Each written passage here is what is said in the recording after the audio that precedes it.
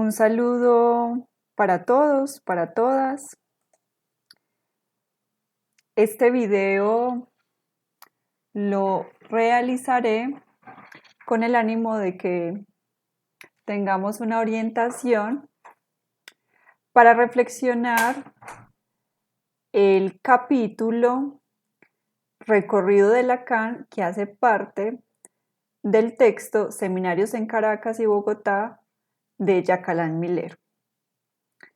Entonces, vamos a iniciar. Espero lo explicitado, lo dicho en este video, pues nos ayude a seguir reflexionando. La intención de haber retornado,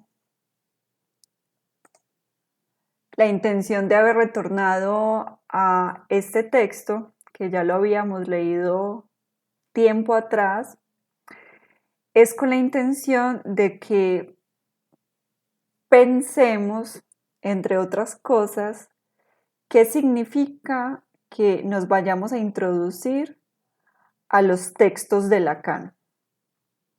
Es un propósito que tiene este seminario, el seminario Fundamentos en Psicoanálisis, y por tanto nos parecía pertinente ir a la voz de Lacan, ir a la voz de Miller y a partir de él entonces reconocer la aventura, el reto ante el cual estamos con la idea de ir al pensamiento de Lacan. Bien, vamos entonces a iniciar con algo que a mí me parece muy importante y es poder situarnos en el tiempo con respecto al recorrido de las enseñanzas de Lacan. Miller lo hace. Sin embargo, habría que ahondar en algunos asuntos que él no trae a colación y para lo cual me basé en Graciela Brodsky, que es una psicoanalista argentina, que en un texto suyo donde reflexiona el Seminario 11 de Lacan, nos profundiza ciertos aspectos de la vida de Lacan en lo que concierne pues a su enseñanza. Bien, tenemos entonces que en 1945 Lacan hace de lo imaginario la dimensión propia de la experiencia analítica. Eso porque es muy importante decirlo, ubicar qué estaba pensando Lacan en determinados periodos de su vida. Esto es importante decirlo porque cuando nos aboquemos a su obra, será necesario comprender en qué momento, insisto, de su recorrido nos encontramos, porque los conceptos que emplea Lacan se van transformando en el transcurrir del desarrollo de su obra. Entonces, situarnos en el tiempo creo que importará en el momento en que estemos abocándonos a los conceptos de él, de Lacan, para entender en qué momento del desarrollo se encuentra.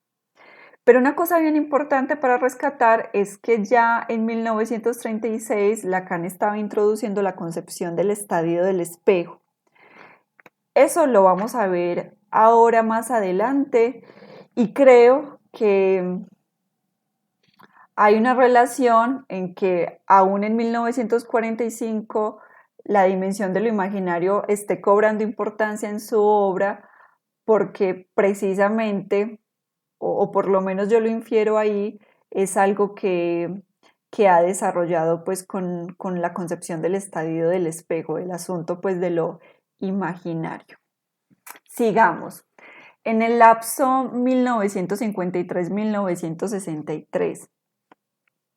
Bueno, cabe decir, discúlpenme que me devuelva, por ejemplo, en el texto del Estadio del Espejo, que ya les voy a decir exactamente cómo se llama El Estadio del Espejo como formador de la función del yo, tal como se nos revela en la experiencia psicoanalítica.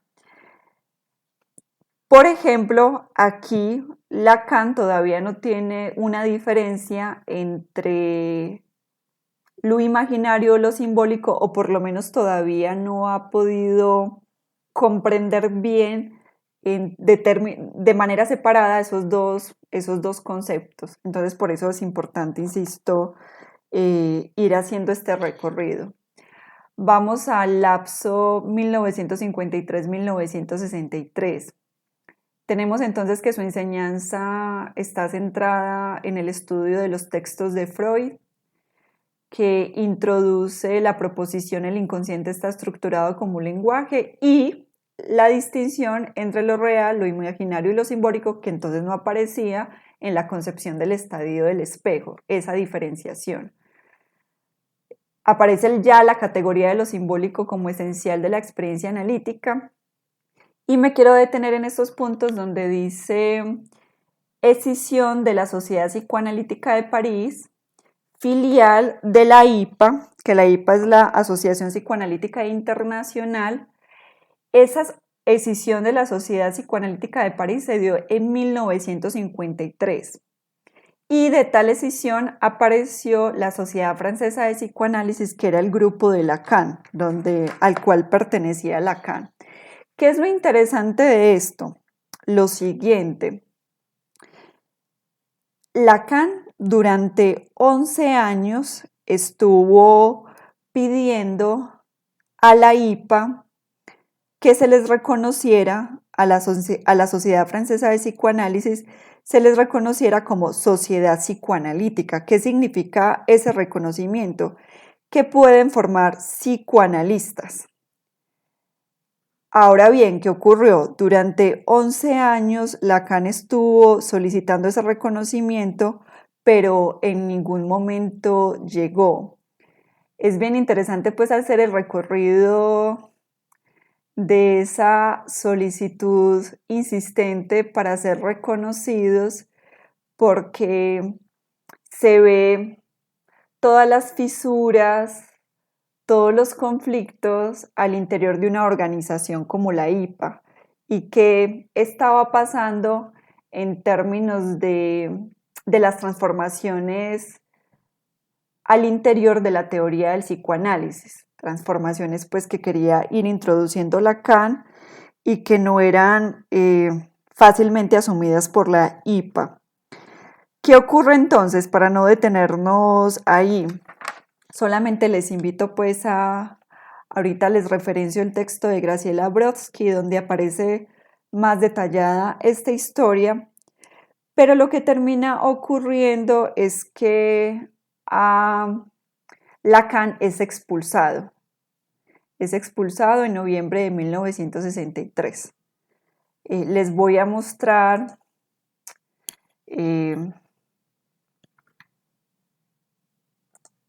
partecita del texto de la carta donde lo expulsan.